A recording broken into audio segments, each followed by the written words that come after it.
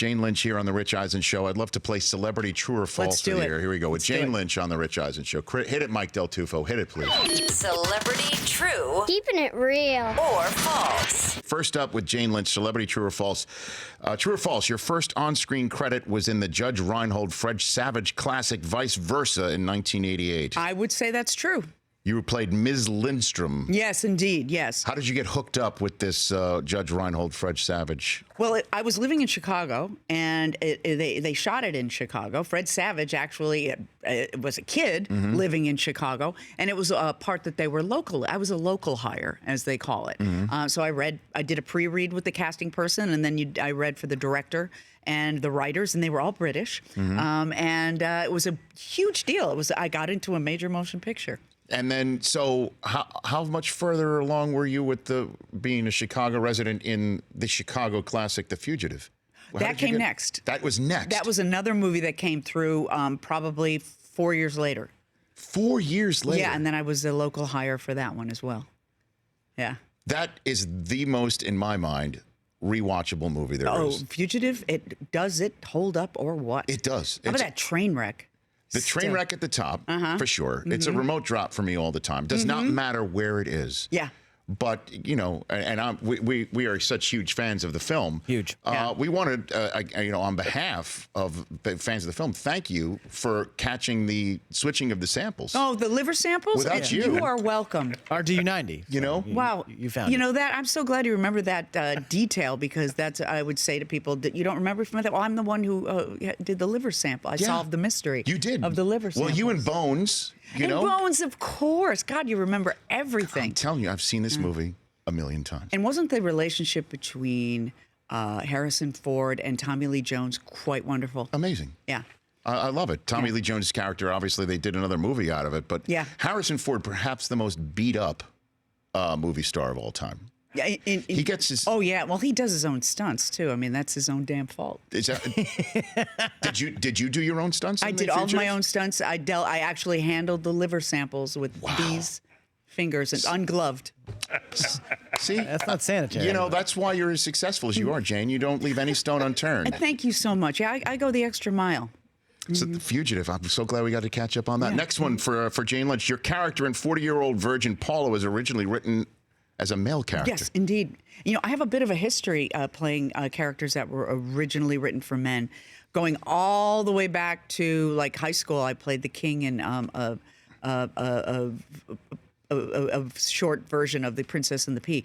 Yes, indeed, it was written for a man, and then with my eternal gratitude, Steve Carell's wife, Nancy Walls, who's a wonderful actress herself, said, you know, because I knew them from Chicago, said, you know, you have a lot of men in your film. Why don't you read Jane for the store manager? And so we improvised together, and we had a lot of fun. And Judd Apatow said, oh, we'll cast her. So I'm very grateful to that whole crew of people for giving me that job. Do you remember the song you sang in that Yes, film? I do. In Spanish, can you? Oh, absolutely. I'll just tell you right away that this is from an ALM Spanish dialogue, or dialgo, as you call it.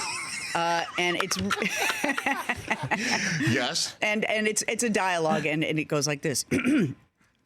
Cuando arreglo en mi cuarto, no encuentro nada. ¿Dónde va con tanta prisa al partido de fútbol? Thank you.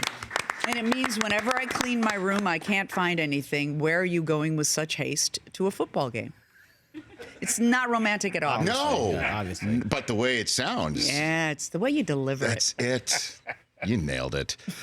You were cast in Best in Show after Christopher Guest directed you in a commercial for Frosted Flakes. That's indeed correct. No kidding. That is correct. What? I was doing a bunch of commercials in like 1998, 99, and I went to a callback for a Frosted Flakes commercial, and they had the name of the director up there at the callback, and I went, oh, because Waiting for Guffman was like a transcendent experience for me, watching that movie going, I have to do this. But it was a preposterous fantasy. So anyway, I got into the audition, and he cast me. And this is for Frosted Flakes. Okay. And so we're doing, and it was basically improvised type of a thing. And what are you improvising about cereal? Yeah, we were. We were. You know, Tony the Tiger. We were stalking Tony the Tiger. We were great fans of Tony the Tiger. And I don't mean to correct you. You were great fans of Tony the Tiger. I'm sorry. I don't mean to interrupt. But. Sorry, sound guy. And no, very good. Very good. And yeah, so that was all improvised. And then at lunch that day, he said to me, you know, I do movies. And I was like, yeah, I know you do movies. Yeah, I know. And he said, maybe we'll get to work again together. And indeed we did. Within like 3 or 4 months, he was casting Best in Show. I ran into him at a restaurant. And he said, I forgot about you. Come to my office today. And he offered me a part. And you're so fantastic in that movie. Oh, thank you and so I know much. you're a dog lover. By the way, this is Absolutely. not part of Celebrity True or False, but we share the same veterinarian, Dr. Patrick Mahaney. Dr. Patrick Mahaney. Yes, the best. Indeed. He's the best in the business. He is the He's best. the best in show. He is best in show for sure. Smartest guy. And that's such a funny movie. Yeah. Next one. In 2010, you were nominated for a Golden Globe for Best Performance by an Actress in a Supporting Role for Glee, but you slept through the nomination announcement. I did. I didn't realize that I'd get it nominated for an award. I didn't know that was going to happen. And then my agent called me and she left me all these messages going, why aren't you awake? Why aren't you awake? You were nominated. You were nominated. So I had like 4 or 5 different voicemail messages from her. And it happens early. It happens at like 5 in the morning. Right. So, but you turn your phone off overnight? Is that what you I didn't hear it, I guess. You know, I'm deaf in one ear. We've been through this. Yes, we have. And I put the good ear down to go to sleep. I don't hear a damn thing, Rick Eisen. I just called you Rick. It's his new name now. Do you still have that Frosted Flakes sweatshirt? I owned that. That was my mother. That was my mother's sweatshirt. It was a button-down sweatshirt that had a little kitty cat caught in some yarn. It was adorable. I'm watching the commercial right now. Oh, you're watching it? Okay. Are you seeing it right now? Actually, that belonged to my mother. It's amazing. So you brought your own sweatshirt to I brought my own sweatshirt. Yeah, I said, what do you think of this? He said, it's perfect. No wonder Christopher Guest and you got along. I bring my own wardrobe, Chris. Man. And he cast me over and over again because I bring my own wardrobe. And then you won in the same category for Sue Sylvester the next year. I did. And then the rest is history. Yeah, total. That was. Did you base that character on anybody at all? Sue Sylvester? Yes. You know, subconsciously, I've kind of realized who I was doing. I had a teacher in college. Her name was Dr. Jean Scharfenberg, and everybody was scared to death of her. Mm-hmm. And she would literally walk through the halls and the students would split like the Red Sea. You know, everybody was afraid of her. You wanted to have her attention because she was such a great teacher, but you also kind of hid from her because she could be really shaming and mean. But deep down inside, she was so tenderhearted. So I was able to see that about her. I was scared at first, and then I saw, oh, this woman is hiding some great vulnerabilities, and I saw her be vulnerable.